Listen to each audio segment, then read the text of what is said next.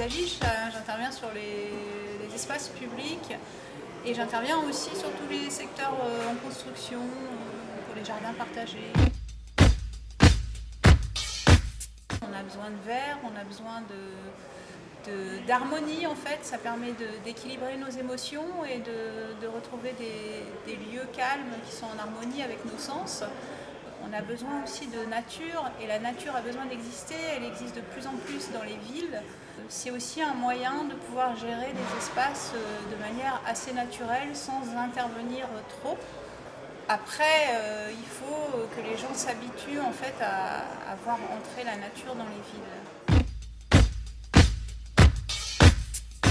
Déjà de tenir compte de la végétation où elle a eu lieu, où elle a lieu. On sait que l'écologie existe et que pour qu'un végétal pousse, il faut qu'il ait des plantes de compagne, il faut qu'il ait un milieu adéquat, un ensoleillement, un sol surtout adéquat.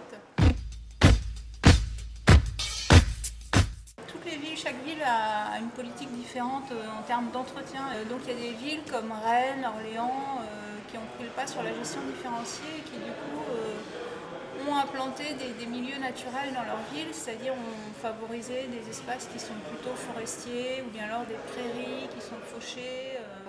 Et on voit aussi des essais dans Paris de rues vertes où en fait tous les pieds des arbres qui ont été plantés sont investis par les gens qui viennent planter des vivaces.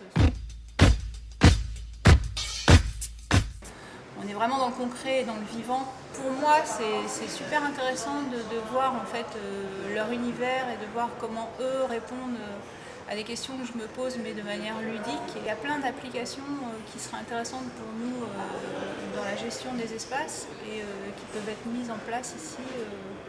Donc en fait, ce qui est mis en place est tout à fait utile et voilà.